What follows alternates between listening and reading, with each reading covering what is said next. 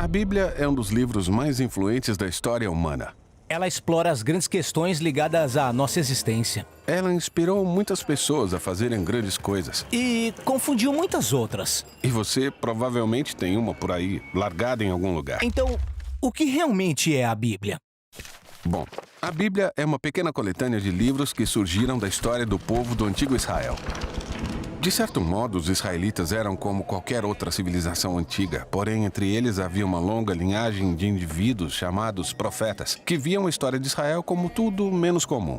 Eles viam Israel como um elemento central do que Deus estava fazendo por toda a humanidade. E esses profetas eram gênios literários. Sério? Sim, com grande habilidade eles usaram a língua hebraica para escrever narrativas épicas e poesia muito sofisticada. Eles eram mestres de metáforas e histórias. E utilizavam tudo isso para explorar grandes questões que envolvem a vida, a morte e as dificuldades humanas. Então, muitos autores diferentes escreveram esse livro. Sim, esses textos foram produzidos durante um período de mais de 1000 anos, começando com as origens de Israel no Egito e seguindo até a fundação do seu reino com o primeiro templo. Mas eles acabaram sendo conquistados pelos babilônios que os levaram para o exílio.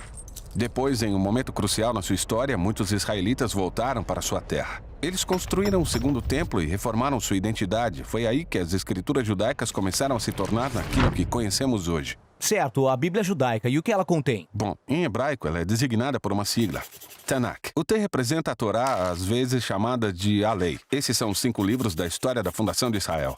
O N representa Nevhem, a palavra hebraica para profetas. Esses são os livros históricos que contam a história de Israel do ponto de vista dos profetas. Depois temos os livros poéticos dos próprios profetas. O K é a abreviação de Ketuvim, a palavra hebraica para escritos. Essa é uma coleção diversificada de livros poéticos, livros de sabedoria e outras narrativas. E os judeus acreditam que Deus fala com seu povo por meio de todas essas obras literárias. Existem outros textos judaicos produzidos durante o período do Segundo Templo também. Sim, um grupo de textos muito variados. Esses textos também eram muito valorizados nas comunidades judaicas. E houve debate nos tempos antigos sobre se alguns desses textos deveriam ser considerados parte das escrituras ou não. Ou seja, são muitos textos diferentes produzidos por um longo período de tempo. Por que eles foram reunidos desse jeito? Bom, em conjunto, esses textos contam uma história incrível sobre como Deus está trabalhando por meio desse povo para trazer ordem e beleza ao caos do nosso mundo. E tudo isso aumenta a esperança da chegada de um novo líder que viria e renovaria toda a criação. Mas o Tanakh termina e esse líder não vem. Então é uma obra de arte, mas não tem um final? Exatamente. No entanto, poucos séculos mais tarde, entra em cena um profeta judeu chamado Jesus de Nazaré. Ele afirmou que tinha vindo para levar adiante a história do Tanakh. Certo, então Jesus fez muitas coisas legais, foi morto, mas seus seguidores afirmam que ele tinha ressuscitado e estava vivo. Sim, eles disseram que Jesus era aquele líder tão esperado que iria restaurar o mundo. E por isso seus primeiros seguidores, chamados apóstolos, escreveram novas obras literárias sobre a história de Jesus. Eles chamaram essas obras de Boas Novas ou o Evangelho. Há também um relato chamado Atos contando a expansão do movimento de Jesus fora de Israel. Depois, eles enviaram cartas para as comunidades espalhadas pelo mundo antigo. Eles consideravam esses textos como parte das Escrituras? Sim, os apóstolos escreveram tudo isso como sendo o cumprimento daquela história encontrada no Tanakh. E assim continuaram o brilhantismo literário da tradição judaica. Eles também acreditavam que Deus estava falando com seu povo por meio desses textos, junto com as Escrituras de Israel.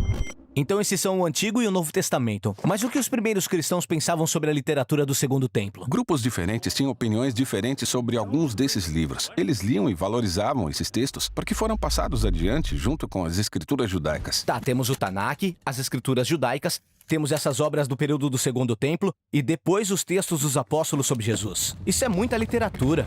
Então, o que está dentro da minha Bíblia? Bem, o movimento cristão assumiu diferentes formas ao longo desses 2000 anos. Desde o início, todos os cristãos reconheceram o Tanakh e o Novo Testamento como escritura sagrada. E durante séculos, grande parte da literatura do Segundo Templo foi lida como parte da tradição bíblica. Após algum tempo, a Igreja Católica oficializou alguns desses livros e os chamou de livros deuterocanônicos. Algumas igrejas ortodoxas usavam até mais livros dessa literatura do Segundo Templo. Mas no século XVI, durante a Reforma, os cristãos protestantes quiseram voltar aos textos antigos dos profetas e apóstolos e aceitaram somente o Antigo e o Novo Testamento. Legal.